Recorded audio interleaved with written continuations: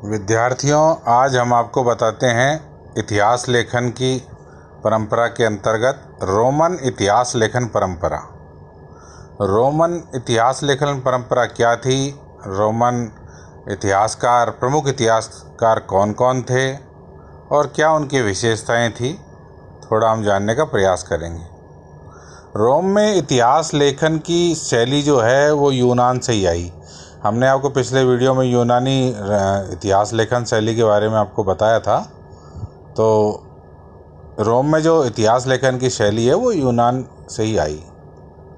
Roman जो थे उन्होंने यूनानियों को युद्ध में पराजित कर दिया और उसके बाद यूनानियों की जो बुद्धिमत्ता थी, उनका जो चिंतन था, उनके बारे में रोमन भी जो है उन्होंने उनको रोमनों को प्रभावित किया। और रोमन जो थे उनका जो लेखन की शैली थी, ख़ास तौर पर इतिहास को लेखन की शैली, वह जो है उससे भी वो प्रभावित रहे और यूनानी लेखन शैली से ही प्रभावित हुए।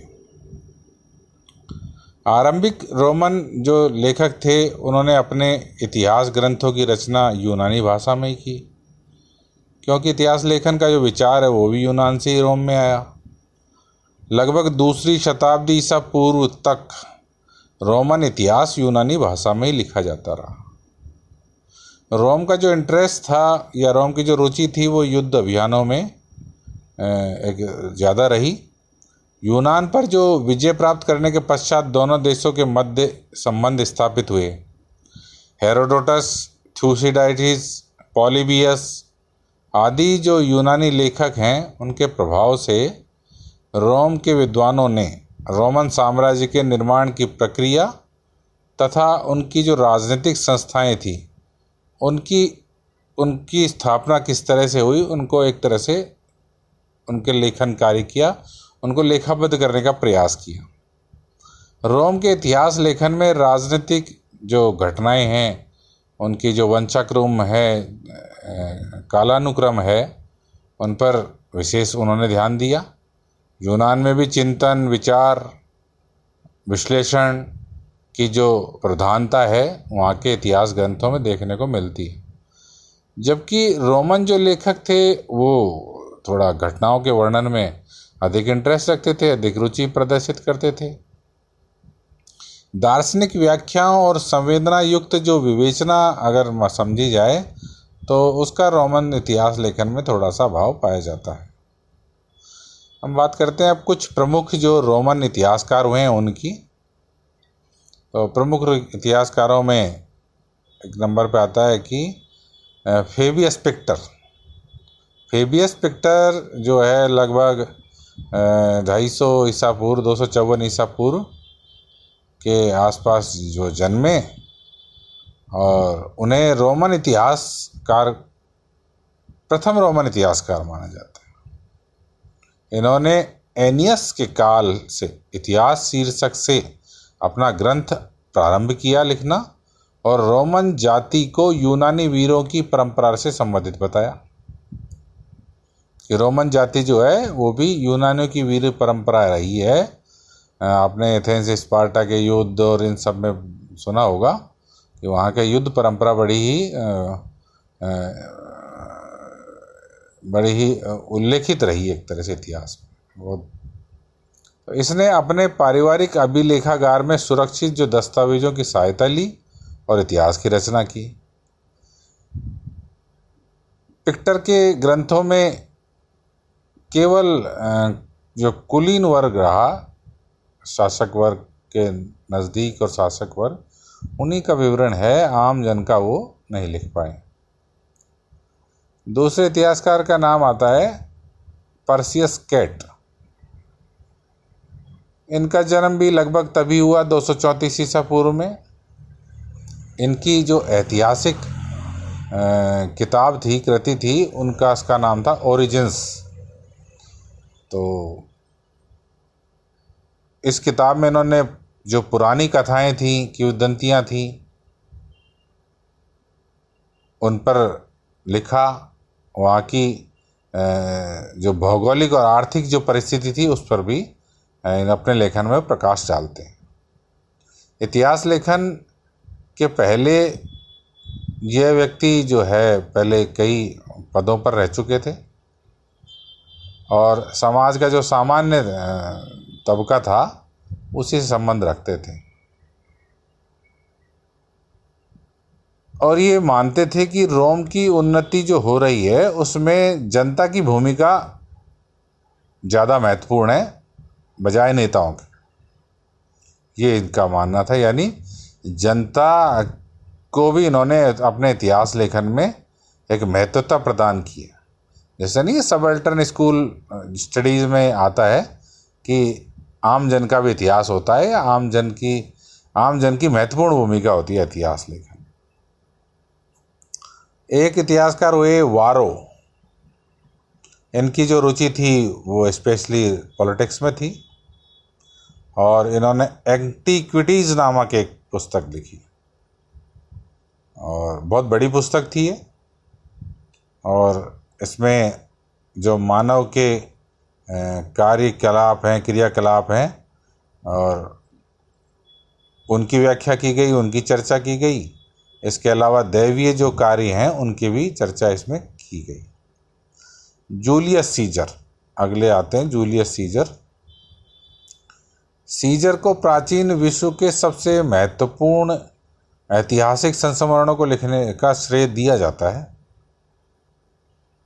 और सीजर ने जो अपनी किताब लिखी उसका नाम था the commentaries on the Gallic wars and the civil war. और इस ग्रंथ में उसने युद्धों का बड़ा वर्णन किया है और युद्ध की घटनाओं के साथ साथ जो है आम जन में प्रचलित क्या परंपराएं थी, क्या रीति रिवाज थी। विद्यार्थियों, ये होता ही है कि जब कोई भी व्यक्ति जो उस समय इतिहास लिखता था, ख़ास तौर पर, और पॉलिटिक्स का मतलब युद्ध ही होते थे, राजाओं के संबंध में क्या उस समय युद्ध ही ज़्यादा होते थे। तो लेकिन फिर भी साथ साथ वो जो है आम जन क्या कर रहा है उस सब का भी वो वर्णन कर देते थे। जैसे आपने बाबरनामा में सुना होगा कि बाबर हिंदुस्तान की राजनीति और इस सब की चर्चा करता है, लेकिन साथ में वो जब आता है तो यहाँ के भूगोल का वर्णन करता है, वनस्पतियों का वर्णन करता है। तो कहने का मतलब जब कोई व्यक्ति कोई किताब लिखता है तो उसमें उसके मुख्य विषय के साथ साथ आसपास की विषय वस्तु भी सम्मिलित हो जाती है। कई अक्सर ऐसा होता है। तो इस तरह से ही जो है आम जन की भी चर्चा उसने अपने ग्रंथ में सीजर ने की है। अगला नाम आता है सालुस्ट। ये बड़े मतलब पॉलिटिक्स में ज़्यादा ही सक्रिय थे और थ्यूसिडाइसिस और पॉलीबियस जो यूनानी इतिहास लेखन की परंपरा के इतिहासकार थे, इन इतिहासकार की जो लेखन कला थी उससे ये बहुत ही प्रभावित थे। यानी यूनानी लेखकों की जो छाप है इनके लेखन पर स्पष्ट दिखाई देती है और इनको थ्यूसिडाइसिस का शिष्य भी कहा जाता है। इन्होंने भी जो है लेखन में थोड़ा सा इनकी कमी पाई जाती है कि कालानुक्रम और भूगोल की जो है उपेक्षा की है, आलोचना इसीलिए इसकी इनकी की भी जाती है। एक विद्वान और आते टाइटस लिवी। ये जो रोमन सम्राट हुए ऑगस्टस, उनकी राज्यसभा में ही रहे, इसलिए इन्होंने रोमन जो गणतंत्र था उसका विघटन, उसके साम्राज्य की स्थापना, ऑगस्टस का जो युग था उस सब के ये साक्षी थे। तो उनका समय का इन्होंने इतिहास लिखा, एक राष्ट्रीय इतिहास लिखा। कॉलिंगवुड इनके बारे में कहते हैं कि रोम के जो पारंपरिक दस्तावेजों के आधार पर रोम का प्राचीन इतिहास इन्होंने लिखा, ऐसा कॉलिंगवुड कहते हैं। रोम के उत्थान में ये रोम वासियों के नैतिक गुणों को प्रमुख कारक मानते थे। एक अन्य जो इतिहासकार आते हैं टैसिटस, इन्होंने भी रोमन इतिहास लेखन लिखा। दूसरे और एक इतिहासकार आते हैं सुटोनियस ट्रिक्विलस, इन्होंने भी सीजर के समय पर 8 खंडों में एक ग्रंथ तैयार किया। तो इस तरह से कुल मिला के बहुत सारे जो लेखक हैं रोमन इतिहास लेखन के वो हुए। और उन्होंने रोमन इतिहास लेखन परंपरा को समृद्ध किया। तो कुल मिला के ये कहा जा सकता है कि जो रोमन इतिहास लेखन है वो यूनानी इतिहास लेखन से ही उत्पन्न हुआ। उसकी उत्पत्ति रोमन इतिहास लेखन से ही हुई और यूनानी लेखकों की जो प्रेरणा से ही रोमन इतिहास लेखन की परंपरा और समृद्ध हुई। रोमन इतिहास मौखिक परंपरा से जो अज्ञात दस्तावेजों पर आधारित था, ऐसा कहते हैं। रोमन इतिहास लेखन की दो प्रमुख विशेषताएं मानी गई हैं, एनल्स और मोनोग्राफ। एनल्स में क्या होता है कि एनल्स में प्रत्येक वर्ष की घटनाओं का लेखा जोखा प्राप्त होता है, मतलब बिल्कुल ईयर वाइज। टैसिटस जो इतिहासकार मैंने आपको बताया, टैसिटस के ग्रंथ में एनल्स लेखन का प्रभाव दिखाई देता है, यानी वो बिल्कुल ईयर वाइज अपने जो है घटनाओं को लिपिबद्ध करते हैं। और किसी पर्टिकुलर विषय पर कोई चीज़ लिखना, कोई इतिहास लिखना, उसको कहते थे मोनोग्राफ। तो रोमन इतिहास लेखन में मोनोग्राफ लेखन भी पाया जाता है। किसी एक घटना, व्यक्ति, टेक्निक, आर्ट इत्यादि पर लिखे गए मोनोग्राफ जो हैं काफ़ी मात्रा में लिखे गए रोमन इतिहासकारों द्वारा। तो इस तरह से यूनानियों की जो चिंतनशीलता थी, उनकी जो विश्लेषणात्मक क्षमता थी, उनकी व्याख्या करने का जो एक तरीका था, उसका जो थोड़ा सा रोमन इतिहास में अभाव जो है प्राप्त होता है, उतना वो उस गहराई से नहीं कर पाए, क्योंकि उन्होंने रोमन यूनानियों से सीखा तो उतना वो पकड़ नहीं पाए। और रोमन लेखक जो थे वो बेसिकली किसी घटनाओं को वर्णन भर कर देते थे, उनका ज़्यादा एनालिसिस करना उनके लिए संभव नहीं था। फिर भी जो इनके इतिहास लेखन में ये कहा जाता है कि जो राजनीतिक घटनाएं थी उनका इन्होंने बहुत ही विस्तार पूर्वक विवेचन किया, वर्णन किया, क्योंकि इनके जो इतिहासकार थे इन्होंने बड़े बड़े मतलब ग्रंथ लिखे, कई कई खंडों में ग्रंथ लिखे। तो इन्होंने जो विवेचन किया है वो एक खूब मतलब खुल के विवेचन किया है। और कालक्रम में भी जो है सावधानी थोड़ी बरती है इन्होंने। बिल्कुल एनल्स जो मैंने बताया आपको, ईयर वाइज घटनाओं का विश्लेषण इन्होंने दिया है। और मतलब एक तरह से कल्पना का जो है ज़्यादा मिश्रण नहीं है इसमें।